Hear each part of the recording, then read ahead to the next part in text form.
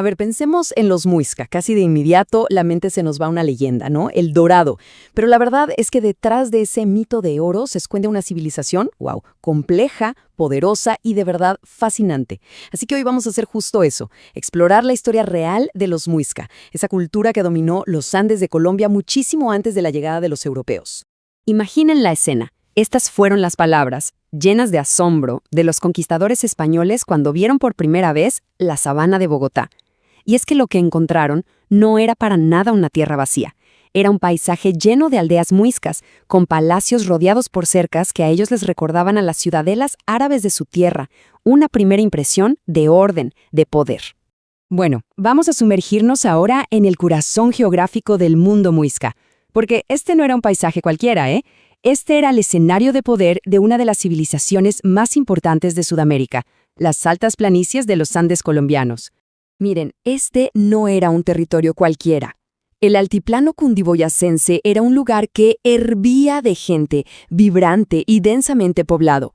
Y en su centro estaba el cacicazgo de Bacatá, lo que hoy, claro, conocemos como Bogotá. Para que nos hagamos una idea, en el siglo XVI, este era el centro de poder regional más importante no solo del territorio muisca, sino de todo el norte de Sudamérica. Casi nada. Pero claro, una tierra tan poderosa necesita una economía que la sostenga. Vamos a descubrir cómo los muisca, con un ingenio y una organización increíbles, convirtieron este territorio en un verdadero motor económico. Y lo hicieron basándose en dos pilares que quizás nos sorprendan: la sal y el maíz. Lo que es de verdad interesante aquí es el enfoque que tenían. Los muiscas eran fundamentalmente una sociedad agrícola. El maíz no era solo comida, era la piedra angular de su vida y de su economía. Sí, claro que cazaban y pescaban, pero su verdadera fuerza venía de la tierra. Ah, y un detalle fascinante: la carne de venado era un lujo exclusivo para la élite. Su eficiencia en la agricultura era tal que producían más de lo que necesitaban, un excedente. ¿Y qué hacían con eso? Pues alimentaba a una red de comercio súper sofisticada. Hay que imaginar grandes mercados que se celebraban cada 4 días en centros clave, donde la gente iba e intercambiaba sus productos. Ojo, no era una economía de subsistencia, era una verdadera economía de mercado basada en el trueque. Y aquí está la clave para desmontar el mito de El Dorado. El verdadero motor de la riqueza muisca no era el oro, que de hecho conseguían principalmente por intercambio. No, sus verdaderos tesoros eran recursos estratégicos. La sal, por ejemplo, era tan valiosa que funcionaba como moneda. Las esmeraldas de Somondoko, famosísimas en toda la región, e incluso el carbón. Ellos controlaban los recursos que eran de verdad esenciales. Toda esta riqueza económica no existía en el aire, claro. Sostenía una sociedad sorprendentemente organizada. Pero no era un imperio como los que quizá tenemos en mente. Su estructura de poder era mucho más compleja y mucho más interesante. Fíjense, el territorio muisca no era un imperio unificado. Era más bien una confederación de 5 federaciones independientes, y cada una tenía su propio gobernante. Bacatá era el poder político dominante, sí, pero Sogamoso, por ejemplo, era el centro espiritual, el hogar del sacerdote más importante, el que se dedicaba a adorar al sol. Y aquí nos topamos con una de las características más singulares de la sociedad muisca, algo que los diferenciaba, radicalmente de los europeos. El poder no se heredaba de padre a hijo. No, la sucesión seguía la línea materna. ¿Qué quiere decir esto? Que el heredero de un cacique era el hijo de su hermana. Pensemos un segundo en lo que eso significa. La herencia y el linaje se transmitían a través de la mujer, dándole un rol absolutamente central en la estructura de poder. Y esa organización tan clara se refleja en su código legal, que era muy estricto, conocido como el Código de Nemequene. Como se puede ver en esta tabla, no se andaban con rodeos. La pena de muerte se aplicaba no solo por homicidio, sino también por robo, por soborno e incluso por cobardía en la guerra. Esto nos pinta el cuadro de una sociedad con un sistema de justicia muy desarrollado y muy, muy severo. Pasemos ahora a explorar los logros culturales de los muisca. Y aquí nos vamos a encontrar con una contradicción que es simplemente fascinante en su mundo material. Aquí vemos un contraste que define a los muisca y que es increíble. Por un lado, eran maestros orfebres, capaces de crear piezas de oro de una complejidad asombrosa. Por otro lado, su arquitectura era súper sencilla. No construyeron grandes monumentos de piedra. Sus casas y sus templos eran de barareque, una técnica con caña y barro, materiales, pues, diseñados para volver a la tierra. Y bueno, ¿cuál era el secreto de su orfebrería?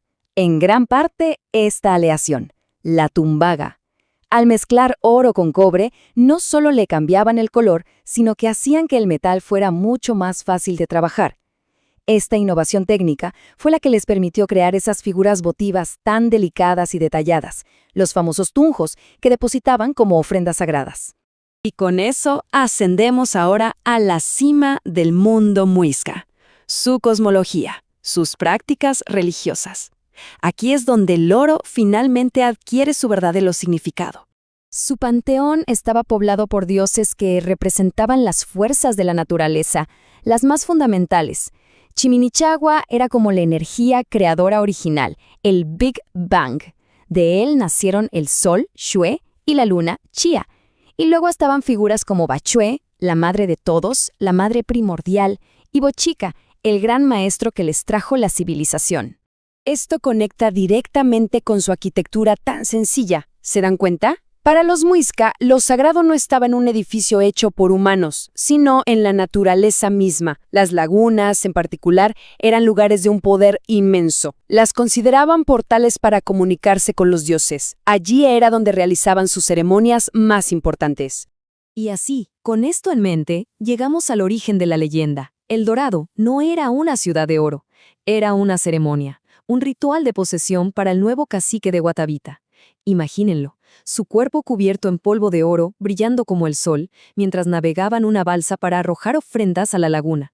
Un acto religioso, totalmente real pero poco frecuente, que la codicia europea transformó en un mito de riqueza sin fin. Hay que hablar también de que practicaban el sacrificio humano, que es un tema complejo, pero no era un acto de crueldad sin más, sino un ritual súper solemne. El propósito era, según su cosmovisión, apaciguar y nutrir a los dioses, sobre todo al dios Sol, Ashu. Creían que la sangre humana era necesaria para mantener el equilibrio del cosmos y asegurar que el sol, pues, saliera cada día.